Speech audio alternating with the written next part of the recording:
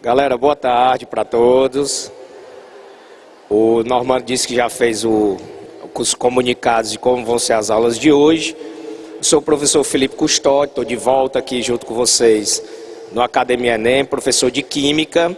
E hoje a gente tem aquela aula de exercícios, né? Aula que a gente vai tirar as dúvidas. A Thalia Silva, tá? Thalia Silva, sua carteirinha está aqui com o Normando, tá? Você procura o Normando, por favor? Está com sua carteirinha. Então, por favor, vão abrindo aí as apostilas na página 84. Apostilas. Página 84. É exercícios hoje, tá? Então vamos mostrando, vamos falando, vamos fazendo devagarzinho para ficar tudo claro aí para todo mundo. Todo mundo se citou na página 84 aí? Beleza? Vamos começar então. Primeira questão diz o seguinte, ó. Analise a charge a seguir. O que é que a gente observa aí nessa charge, né? Do lado esquerdo, caboclozinho com a cartola, cheio de estrelinha. Isso aí está representando que país, gente? Os Estados Unidos, não é isso? E à direita, o cabo também com a pistola, atirando contra os americanos, com aquela roupa típica da onde? Da região do Oriente Médio, né? Ali das Arábias, né? Então, se é americano contra árabe, o que é que está se discutindo aí? Por que essa briga aí? Por causa do petróleo, né? A região do mundo onde tem as maiores reservas de petróleo é exatamente a região do Oriente Médio. Por isso que essa briga aí, porque os americanos são os maiores compradores de petróleo do mundo. E no meio tem um caboclozinho aí, não tem? Olha o que é que esse caboclo está fazendo, né? Está com a roupa típica de agricultor, né? Sertanejo. Está manuseando aí um tubo de ensaio e tal. Isso aí é o Brasil, né? O que é que está sendo, qual é a charge aí? O que é que essa charge quer dizer? O que é que o representante do Brasil está fazendo nessa charge? Está produzindo o quê? O tema é combustíveis. O que é que o Brasil é referência mundial na produção de combustíveis? Qual é a referência? Biocombustíveis, né? Quem são os dois principais biocombustíveis e que o Brasil é o maior produtor de ambos no mundo todo? Etanol e biodiesel, tá? Etanol é um álcool e o biodiesel é uma mistura de ésteres. O que essa charge quer dizer é que o Brasil pode acabar com essa guerra aí, né? Essa guerra do petróleo. A partir do momento que o Brasil produzir mais biocombustíveis, esses combustíveis terão importância maior no contexto de matriz energética e pode acabar toda essa briga que existe hoje por causa do petróleo, tá bom? Mas vamos lá. Então, a questão 1 a gente já sabe que vai falar de biocombustíveis. Os dois biocombustíveis, etanol, que é um álcool, e o biodiesel você vai escrever aí, ó. O biodiesel é uma mistura de ésteres. Na verdade, o biodiesel é produzido pela reação de transesterificação de óleos vegetais. Quais são os principais óleos vegetais que são usados na produção do biodiesel? Mamona, girassol. Pode ser produzido biodiesel a partir do óleo de soja.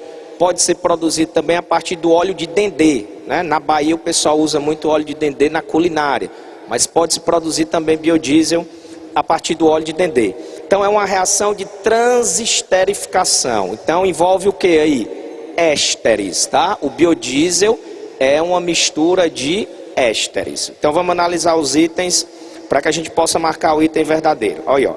A ideia vinculada à personagem e ao material da parte central da figura se associa ao desenvolvimento de um processo para a produção de uma mistura de, item A, alcanos isoméricos derivados do petróleo com altos índices de octanagem. Falso. O que está na parte central da charge representa o Brasil, é biocombustíveis. B, ésteres metílicos e etílicos de ácidos graxos a partir de fontes vegetais. Está aí, ó. O biodiesel é uma mistura de ésteres produzida a partir de vegetais, de óleos vegetais. Então esse item B ele está o quê? Verdadeiro. Marca logo o item B como sendo o item correto da primeira questão. Item B. Item C. Hidrocarbonetos aromáticos usados como munição para armas de fogo. A discussão aí não é arma de fogo na questão. A discussão aí é combustíveis. Então está falso. D. triglicerídeos de fontes vegetais para o tratamento de feridos de guerra. Tem nada a ver uma coisa com a outra, falsa letra D. E o item E, proteínas explosivas de sementes de plantas oleaginosas como o milho, também não tem nada a ver. A resposta da primeira questão então fica sendo o item B.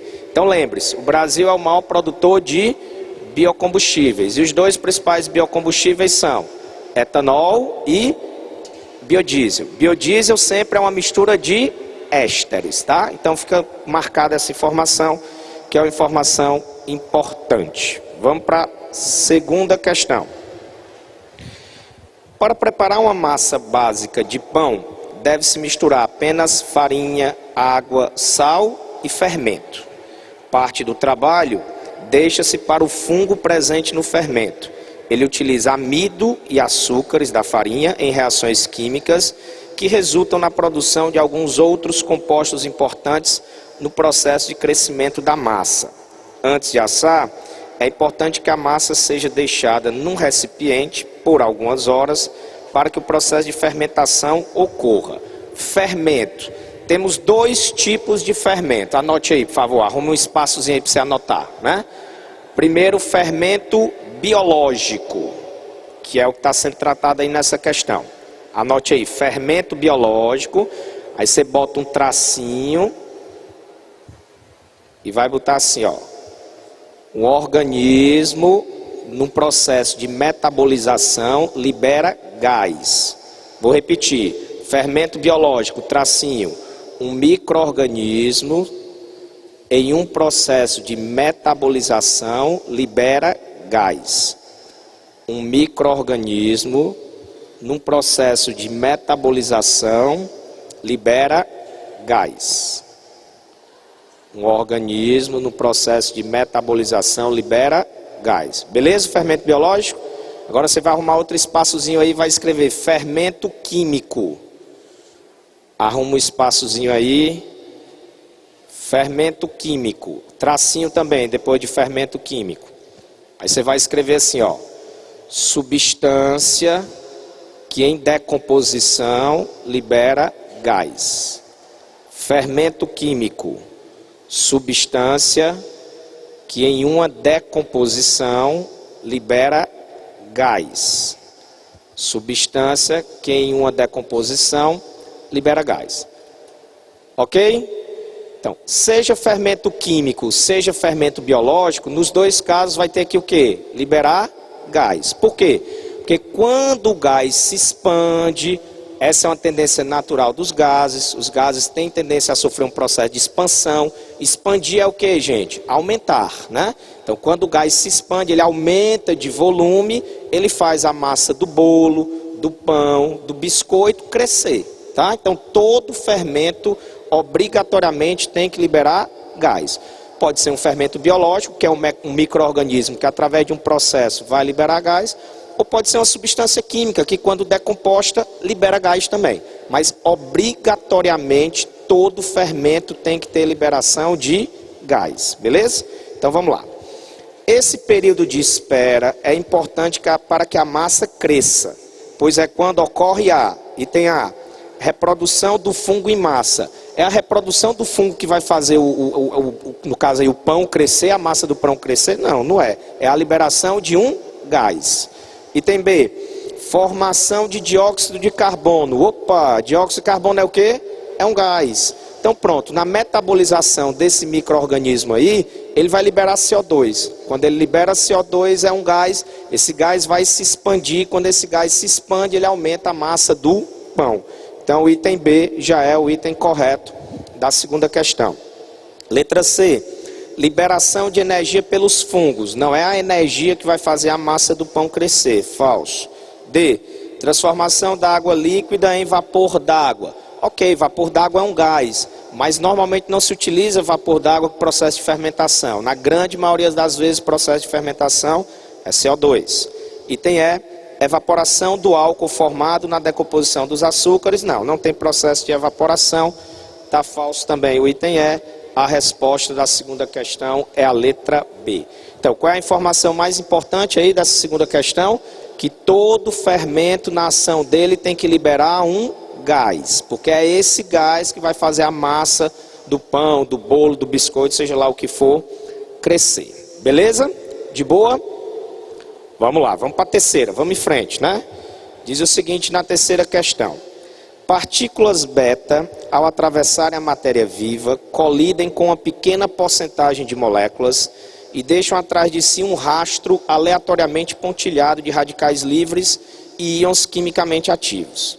Essas espécies podem romper ainda outras ligações moleculares, causando danos celulares, tá? A capacidade de gerar os efeitos descritos dá-se porque tal partícula é um. Essa questão está falando de que fenômeno, hein? O fenômeno da radioatividade, não é isso? Nós temos 3 partículas radioativas, ó. A primeira delas são as partículas alfa. Qual é a composição, qual é a formação das partículas alfa? É o que está sendo mostrado aí, ó. As partículas alfas, elas são formadas por 2 prótons e 2 nêutrons, tá? Então a composição das partículas alfa, que é uma das partículas radioativas, 2 prótons e 2 nêutrons. Segunda partícula radioativa, as chamadas partículas beta. O que é a partícula beta? É a mesma coisa que um elétron, tá? A partícula beta, o comportamento dela é semelhante, é igual a um elétron, ok? E a terceira, não é bem uma partícula, é mais uma radiação, são os chamados raios gama. Esses raios gama, eles são radiação eletromagnética. O comportamento dos raios gama é como a luz. A luz é um tipo, também é um exemplo de radiação eletromagnética, tá? Dessas 3 aí, a mais perigosa para nós seres humanos é a radiação gama, porque a radiação gama ela tem um maior poder de penetração no nosso organismo, tá? Então ela pode ser prejudicial, como pode ser utilizada também com o lado benéfico. No final da questão eu vou falar que radioatividade não tem só coisa ruim, né? Mas aí na questão, ó, logo no início do enunciado, ele está falando de partículas o quê? Lê aí no início do enunciado. Partículas beta. Então ele está se referindo a partículas beta. Então vamos lá. A capacidade de gerar os efeitos descritos dá-se porque tal partícula é um... O que é a partícula beta, gente? É um elétron. O item A. E por possuir massa relativa desprezível, tem elevada energia cinética translacional. Já está verdadeiro esse item A. A partícula beta é um elétron, sim.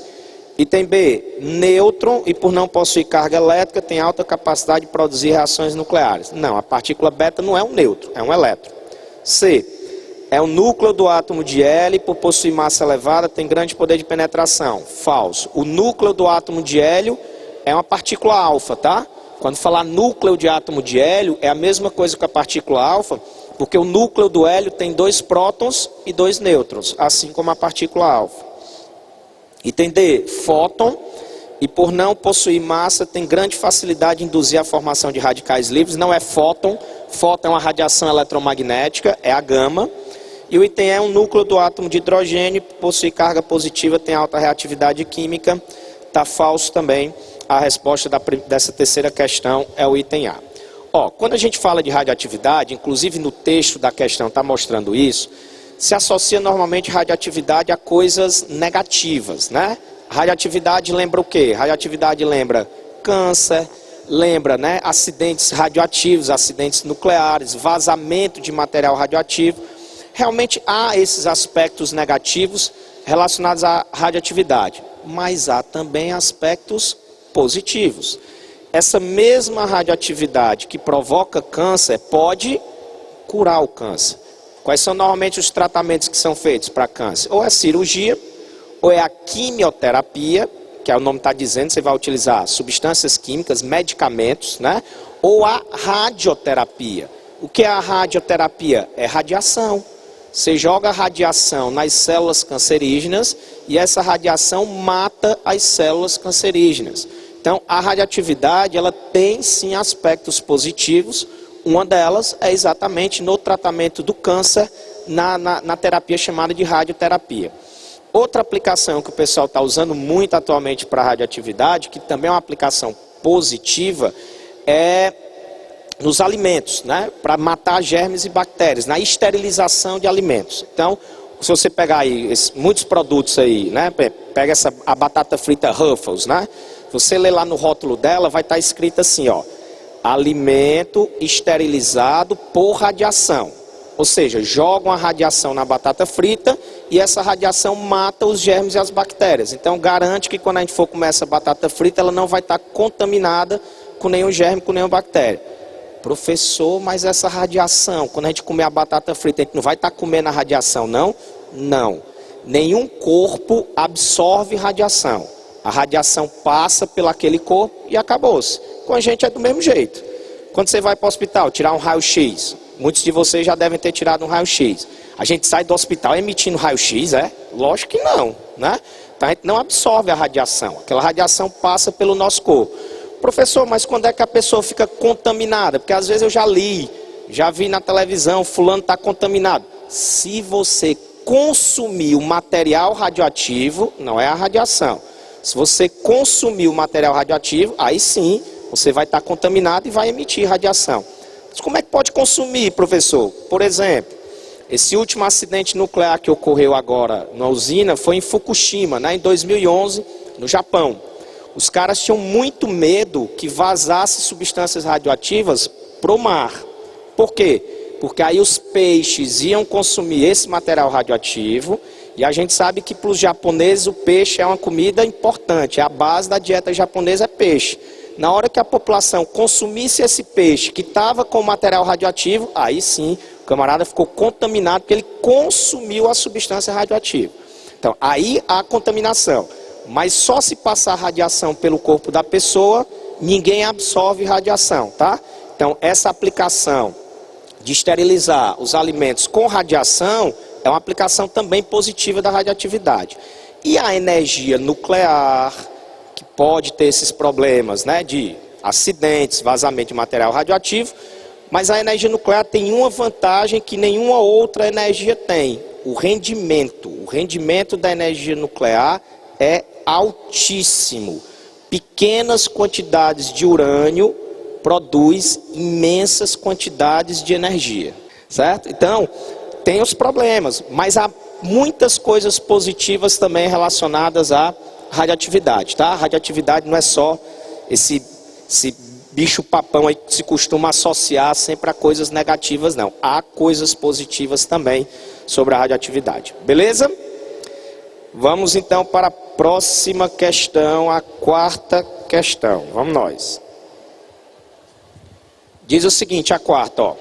Um método para determinação do teor de etanol na gasolina consiste em misturar volumes conhecidos de água e de gasolina em um frasco específico.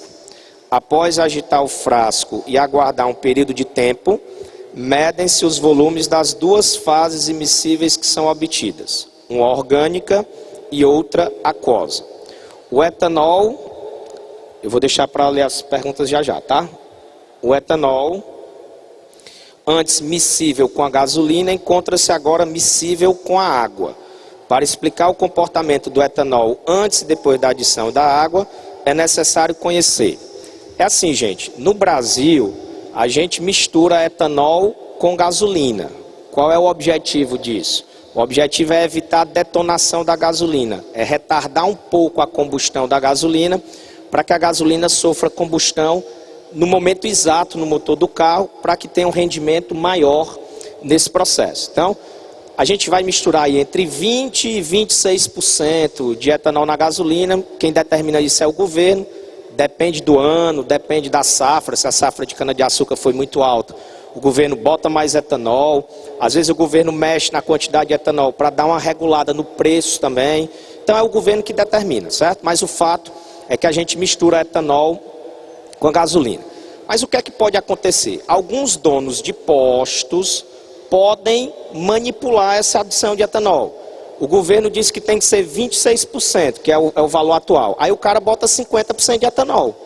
O motor do carro vai ter diferença? Vai não, porque hoje praticamente todos os carros são flex. Então ele roda tanto com gasolina como com etanol, como mistura. O motor do carro não vai notar. Mas nós vamos estar pagando como se fosse gasolina com 26% de etanol e tem 50% de etanol. Então o cara do posto aí está o quê? Roubando a gente. A verdade é essa.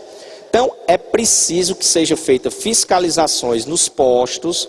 Quem faz essa fiscalização é a ANP, Agência Nacional de Petróleo, e a ANP faz fiscalização para medir a quantidade de etanol que está presente na gasolina.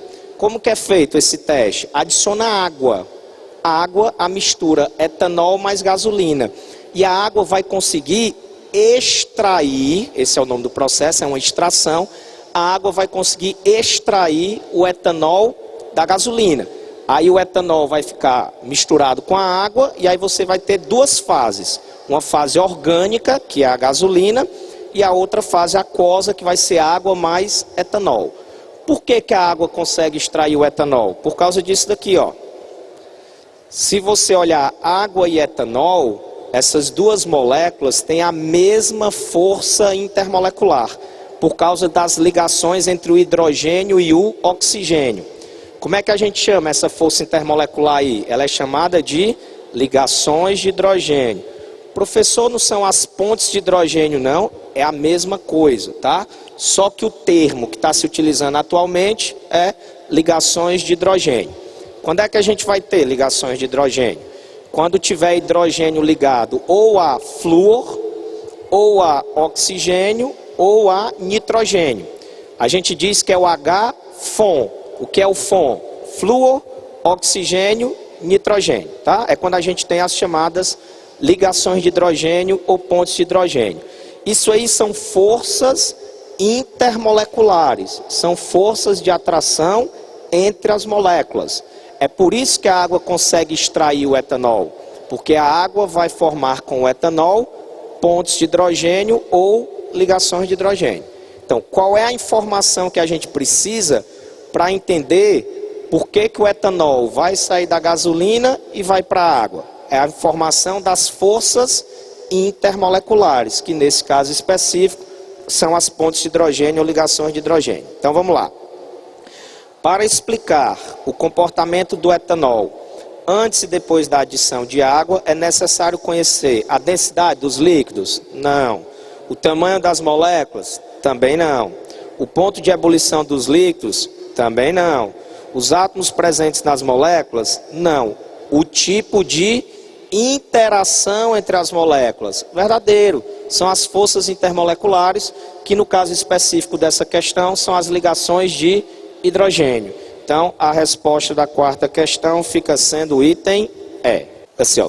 Professor, no caso de pessoa que trabalha com radiação, já que o corpo não absorve radiação, a caso de pessoas que pegam câncer, entenda, a pessoa não absorve a radiação, mas quando essa radiação passa pelo corpo da pessoa, ela faz mal, né? Não significa dizer que só faz mal se absorver, não. Passou pelo corpo, não absorveu, mas essa radiação vai provocar problemas, vai quebrar estruturas de ligações químicas, muda a estrutura das proteínas, pode provocar mutações que pode provocar o câncer. Então, o fato de não absorver não significa dizer que essa radiação não faz mal. Ela faz, porque quando ela passa pelo corpo, ela causa prejuízo. O pessoal que trabalha com radiação, por exemplo, no caso os funcionários que batem raio-x. Não sei se vocês já perceberam, mas por baixo da roupa eles usam um colete de chumbo, né? O que é esse colete de chumbo? É exatamente para evitar que ele receba aquele raio-x. E toda vida que ele vai ligar o equipamento, ele vai para trás de uma parede. Não sei se vocês já perceberam. Essa parede ela também é revestida com chumbo, exatamente para barrar a radiação. Lógico que o cara que está fazendo aquilo ali todo dia, ele acaba de uma forma ou de outra pegando alguma quantidade de radiação. Por isso que as pessoas que trabalham com parte de radiação, elas têm o direito, por lei, de se aposentar mais cedo. Se aposentam com a idade mais nova, para poder usufruir um pouco mais da vida, porque quem entra muito em contato com a radiação provavelmente vai viver menos, né? Porque essa radiação ela provoca realmente prejuízo. Então, o fato de não absorver não significa dizer que essa radiação não traz problema. Ela traz problema sim, passa pelo corpo, gera os problemas, mas não é absorvido, certo? Pronto, é exatamente a mesma pergunta, né? Que foi respondida assim: professor, em relação à radioatividade, ouvi falar que pessoas que trabalham com raio-x podem ter câncer no futuro. Podem, inclusive tem probabilidade maior, porque está em contato com a radiação o tempo todo. Mesmo usando todos os esquemas de proteção, a pessoa está sujeita realmente, porque está ali todo dia trabalhando com radiação, então realmente há uma probabilidade de pegar câncer mesmo, tá? Então, repito, o fato de não absorver a radiação não significa dizer que essa radiação não faça mal. Ela faz mal sim, então é importante que a gente evite, né? Pronto, ela está lembrando aqui, ótimo, né? Está lembrando do acidente que ocorreu em Goiânia, em 1987, né? Que foi conhecido como Césio 137, tá? Como é que foi? Era um cara que era dono de uma sucata, aí tinha um hospital abandonado, um hospital fechado, e nesse hospital tinha material radioativo porque tinha equipamento de radioterapia. Aí o cara foi roubar os equipamentos para levar para a sucata dele. Chegou lá, quando ele abriu o equipamento para pegar o metal, né, que ele ia vender na sucata, viu uma cápsulazinha de um material brilhante, bonito. Ele, rapaz, que legal, não sei o quê. Era material radioativo, era Césio 137, né? Ele pegou, botou num bocado de saquinho, distribuiu para os vizinhos, distribuiu para os amigos. Olha aí que legal, não sei o quê. Era material radioativo, gente. E aí o que aconteceu? É considerado o maior acidente nuclear do Brasil, né? Foi lá em 1987. 4 pessoas morreram logo depois, né? Ele foi um dos caras que morreu, o cara, né? O dono da sucata. Morreram por causa do contato com a radiação. E hoje já se contabiliza mais de 80 mortes provocadas pela radiação lá de 1987. Porque provavelmente as pessoas que entrarem em contato com esse material vão ter problema no futuro, porque como eu disse, radiação faz mal à saúde, nesse caso especificamente. Então, foi lá em Goiânia, foi em 1987, o pessoal recolheu esse material radioativo e hoje ele é enterrado numa região próxima à cidade de Goiânia, uma região abandonada. Eles enterram esse material em cilindros de concreto, usam um concreto bem espesso, né, bem para evitar que a radiação escape e contamine as pessoas. Então, foi o episódio que ocorreu lá em Goiânia. O episódio ficou conhecido como Césio 137, porque o Césio 137 é um material radioativo. Ok? Vamos para frente? Vamos lá. Vamos para a quinta questão. A origem da personagem Coringa, inimigo do Batman, tem uma relação com a química. Ao cair em um tanque de ácido sulfúrico, um ladrão conhecido como Capuz Vermelho teve sua estrutura física modificada, ficando mais forte e desfigurado. Para destruir algumas evidências da origem de sua transformação, o vilão buscou neutralizar 200 toneladas de ácido sulfúrico, 98% de pureza, restantes no tanque. Aí tem a imagem aí do Coringa caindo no tanque de ácido sulfúrico. Qual a massa em toneladas de hidróxido de sódio 100% puro que o Coringa precisou usar? Ele precisa neutralizar quanto de ácido sulfúrico? 200 toneladas. Só que esse ácido sulfúrico 200 toneladas, ele não é totalmente puro, né? Ele tem uma pureza de quanto que ele está dizendo aí na questão? 98%. É uma questão envolvendo cálculo. Qual é a primeira coisa que você tem que fazer em qualquer questão que envolva cálculo estequiométrico? Tem que escrever a equação química do processo. Qual é a reação aí? É o ácido sulfúrico, H2SO4, com o hidróxido de sódio. Está aqui a reação, ó. Certo? H2SO4 mais 2NaOH, formando Na2SO4 mais 2H2O. Professor, por que é 1 mol de H2SO4 e 2 mols de NaOH? Porque o H2SO4 é um ácido que tem 2 hidrogênios ionizáveis. E o NaOH é uma base que só tem uma hidroxila. Então, para neutralizar os 2 hidrogênios do ácido, tem que colocar 2 mols de NaOH. Por isso que a equação que está escrita aí é 1 mol de H2SO4 mais 2 mols de NaOH. Certo? Bom, ele quer que a gente calcule a massa de NaOH necessária para neutralizar 200 toneladas de H2SO4. Mas dessas 200 toneladas, tem uma parte que é pura e tem uma parte que é impura. A gente precisa primeiro calcular a quantidade pura. Então vamos fazer, ó. 200 toneladas de ácido sulfúrico era a quantidade que iria reagir, considerando o rendimento de quanto? 100%. Mas ele diz na questão que o rendimento não é, desculpe, que a pureza não é de 100%. Ele está dizendo que a pureza é de 98%. Dá quantas gramas de ácido sulfúrico, então? 196 toneladas, né? Uma regrazinha de 3, ó. X vai ser igual a 200 toneladas vezes 98 dividido por 100. Quando você faz essas contas, você encontra que o X dá 196 toneladas de H2SO4. Beleza. Agora que eu sei a quantidade de H2SO4 que reagiu, eu tenho como calcular a quantidade de NaOH, tá? Então vamos lá, ó. Pela própria equação, 98 gramas de H2SO4. Professor, de onde é que surgiu essas 98 gramas de H2SO4? Essas 98 gramas é a massa do hidrogênio, mais a massa do enxofre, mais a massa do oxigênio. Vai dar esses 98. Só que vamos fazer uma pequena correção aí, agora que eu vi o erro. Ó. Esses 98 gramas não é para 100%.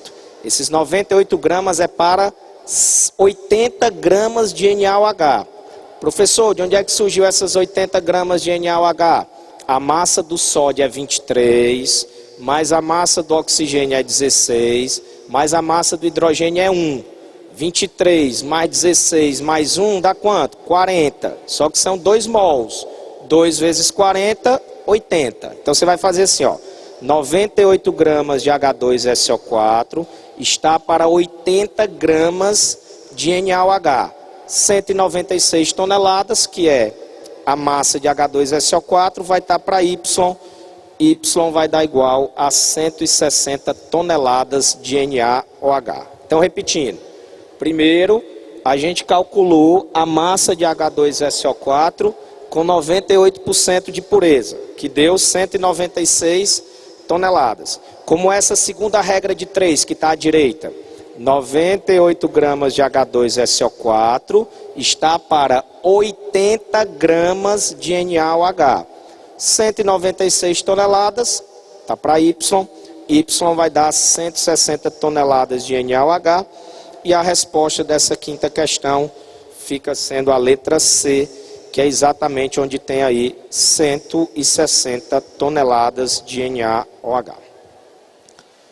Entendido, gente? A resolução da quinta. Ok? Qual foi a correção que eu fiz? No lugar ali de 100% é 80 gramas de NaOH, tá? Faça essa correção para ficar direitinho aí a resolução da questão.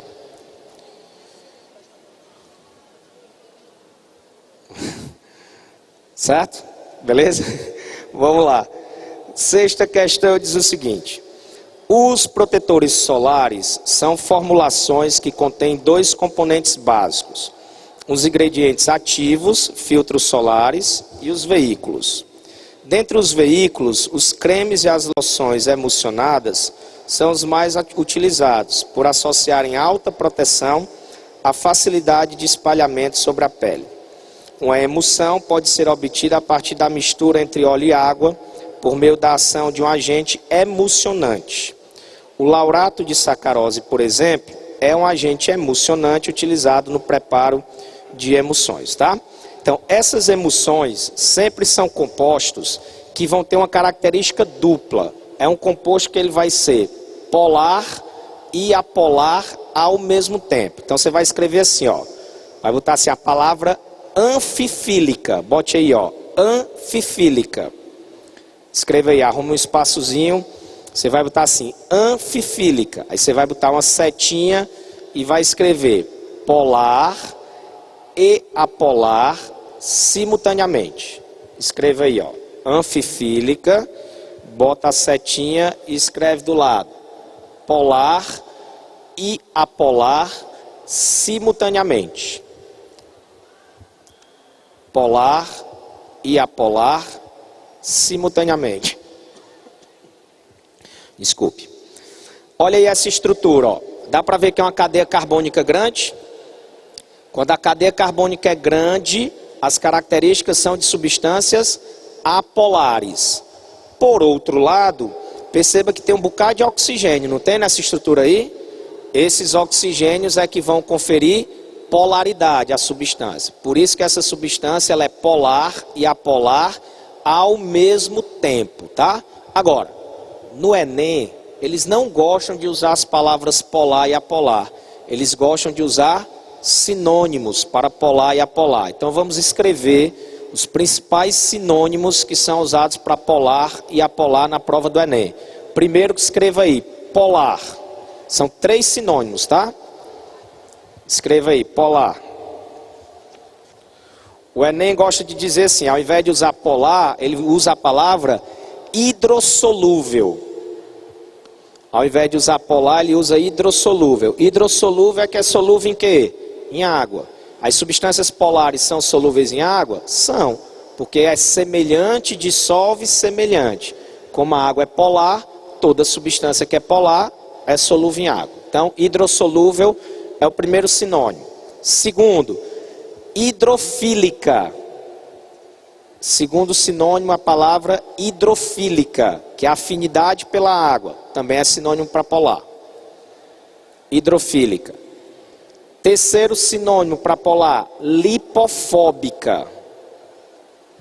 Terceiro sinônimo para polar, lipofóbica. Fobia é o quê? Medo, né? Então, lipofóbica é como se fosse, entre aspas, medo de lipídios. Como os lipídios são apolares, significa dizer que não interage com os lipídios, também é um sinônimo para polar. Então, repetindo, os 3 sinônimos para polar: hidrossolúvel, hidrofílica, lipofóbica. Agora vamos para os sinônimos de apolar. Escreva aí, por favor.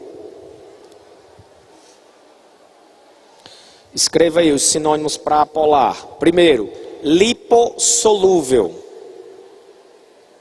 Lipossolúvel é um sinônimo para apolar, é o primeiro.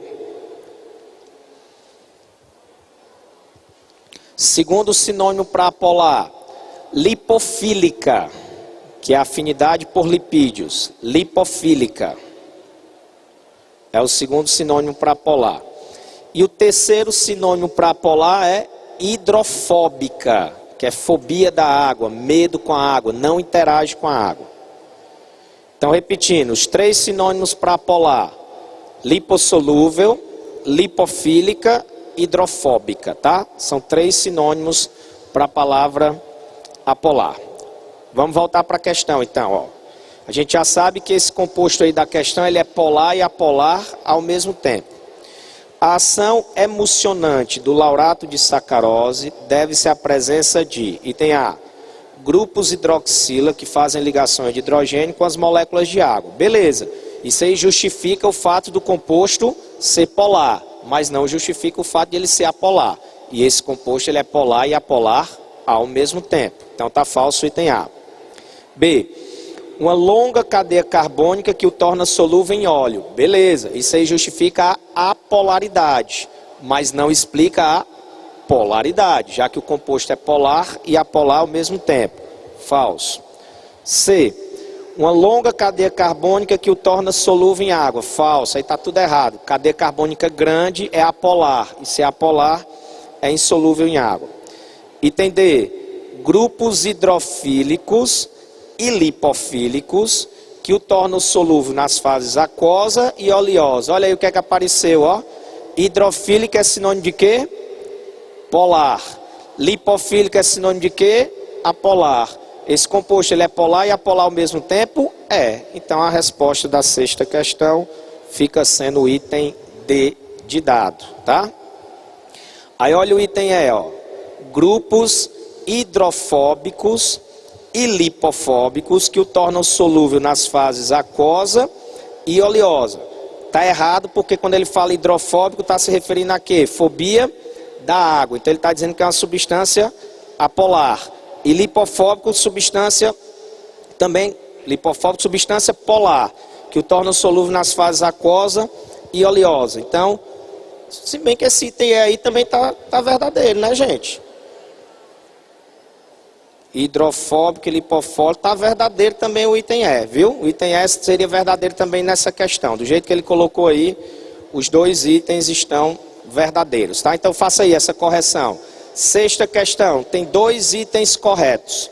A letra D e a letra E, ambos os itens estão corretos. Ok?